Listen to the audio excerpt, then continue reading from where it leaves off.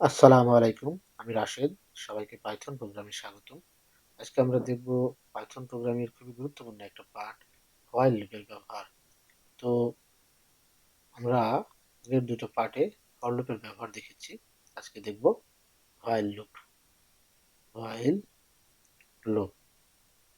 তো হোয়াইল লুপটা প্রথমে আমরা একটা ভ্যারিয়েবল নিই এক্স ইকুয়াল 1।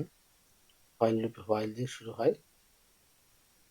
হোয়াইল তারপরে একটা কন্ডিশন দিই বা একটা ভ্যারিয়েবল নিলাম।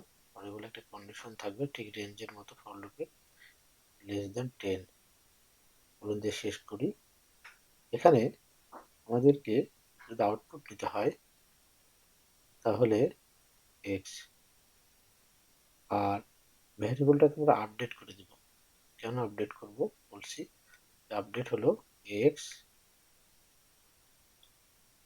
এক্স ইকুয়াল এক্স প্লাস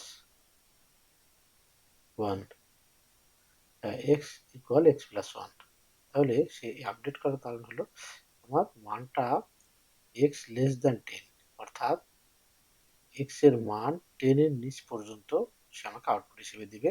এবং এখানে এক্স ইকুয়াল এক্স প্লাস 1 মানে সে আমাকে এক এক করে বৃদ্ধি করে সে 10 এর নিচ পর্যন্ত দিবে। অর্থাৎ এক্স এর ভ্যারিয়েবলের মান আমার 1 দেওয়া আছে, এক্স এর মানটা বৃদ্ধি পাবে যখন 1 এর সাথে 1 দিয়ে শুরু করবে, তারপরে এক্স থেকে 1 নেবে প্লাস 2 হবে, এক্স থেকে আবার 1 নেবে, আবার রেঞ্জ থেকে 1 আসবে, 2 আসবে এবং 1 প্লাস 1 সমান 2 হবে।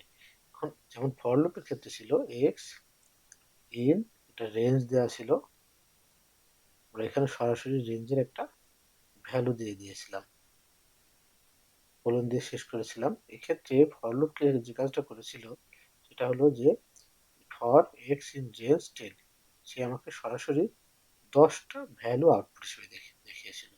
আউটপুটটা কিভাবে নিয়েছিলাম, ফর প্রিন্ট এক্স, সে আমাকে 10টা ভ্যালু দিয়েছিল। ফর লুপের ক্ষেত্রে পার্থক্য হলো আমাকে ভ্যারিয়েবলটাকে আপডেট করে দেওয়া। ফর প্রিন্ট এক্স এলো, প্রিন্ট এক্স ছিল ফর লুপের একটা আউটপুট। আর হোয়াইল লুপের ক্ষেত্রে আমি এই ভ্যারিয়েবলটাকে আপডেট করে এক এক করে বৃদ্ধি করে নিলাম। এখানে যদি আমি 2 দিয়ে দিই তাহলে 1 এর সাথে 2 যোগ হবে, এইভাবে অড নাম্বারগুলো আসবে 1 3 5 7 9 অড নাম্বারগুলো। আমি যদি এখানে ইভেন নাম্বারগুলো চাই তাহলে আমি এক্স এর ভ্যারিয়েবল 0 করতে পারি কিংবা 2 করতে পারি। যেমন আর এই অড নাম্বারের রেঞ্জটা ফর লুপের ক্ষেত্রে ছিল 1 দিয়ে শুরু 10 এর শেষ, অর্থাৎ এন্ডিং পজিশন ছিল 10। আর অডের ক্ষেত্রে ছিল এখানে 10 তো শেষ হলোই, আবার 2 ঘর পর পর সে আমাকে আউটপুটটা দেবে অড নাম্বার।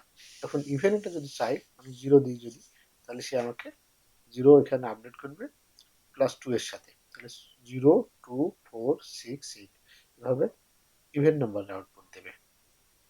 এখন ফর লুপ যেহেতু লুপিং করে এই আউটপুটটা দিচ্ছে, আমি যদি কোনো কন্ডিশন অ্যাপ্লাই করি, যেমন ইফ কন্ডিশন দিই, ইফ এক্স ইকুয়াল ইকুয়াল যদি ধরি 3 হয় দিলাম, ইকুয়াল ইকুয়াল যদি 6 দিলাম, 6 যেহেতু অড নাম্বার আছে, তাহলে আমি দিলাম ব্রেক। অর্থাৎ ব্রেক মানে কি, যখন সে নাম্বার 6 পাবে তখন সে ব্রেক দেবে। যেমন 0 2 4 6 সে ব্রেক দিয়েছে, পরের ভ্যালুগুলো যাবে না, অর্থাৎ কিন্তু যাওয়ার কথা ছিল 10 এর ঠিক নিচ পর্যন্ত, কিন্তু আমি যেহেতু ব্রেক দিয়ে দিয়েছি সেহেতু সে আমাকে 6 এর পরে আর যাবে না, সেহেতু 6 এর পরে আর যাবে না।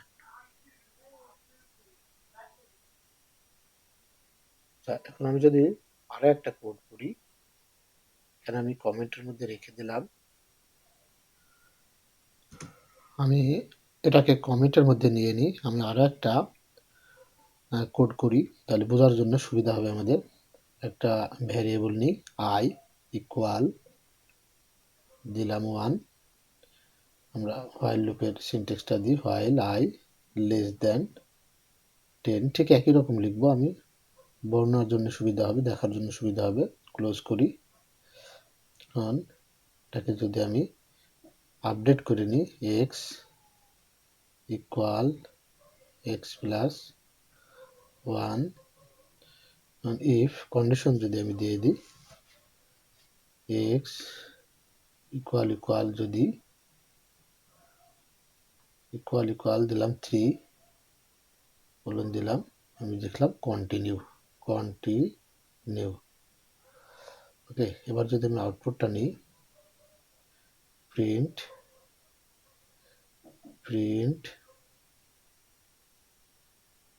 এক্স, সরি এক্স না আই দিতে হবে, আমার ভ্যারিয়েবল দেওয়া ডিক্লেয়ার করা আছে আই,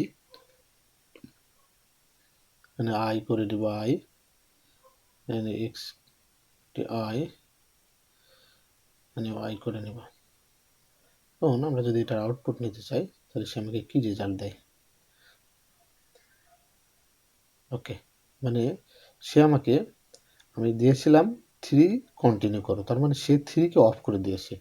2 4 5 6 7 8 সে 3 কে আউট করে দিয়েছে, মানে 3 কে অফ করে সে কন্টিনিউ করেছে। এটার অর্থ বোঝালো যে ইফ কন্ডিশনে আমি যে ভ্যারিয়েবলটা দিয়েছিলাম, ভ্যালুটা দিয়েছিলাম, সে আমাকে সেটা অফ করে দিয়েছে। আমি যদি আরো একটা ভ্যালু এখানে দিই তাহলে আমরা 3 পরিবর্তে যে ভ্যালুটা আমি দিব, দেখলাম 4, সে কিভাবে আউটপুটটা দেয়, তাহলে সে 4 কে অফ করে পরের সংখ্যাগুলোকে সে আউটপুট হিসেবে দেখাচ্ছে। এখন কথা হলো আমি দুইবার কেন লিখলাম, আমি হোয়াইল লুপের প্রথম যে কোডটা করলাম সেখানে আউটপুটের যে আমি যে কোডটাকে আপডেট করলাম সে ব্রেকের নিচে দিলাম, কিন্তু কন্টিনিউর ক্ষেত্রে আমি যে হোয়াইলের কন্ডিশনটা দিলাম বা রেঞ্জটা অ্যাপ্লাই করলাম তারপরেই কিন্তু আপডেট করে নিলাম।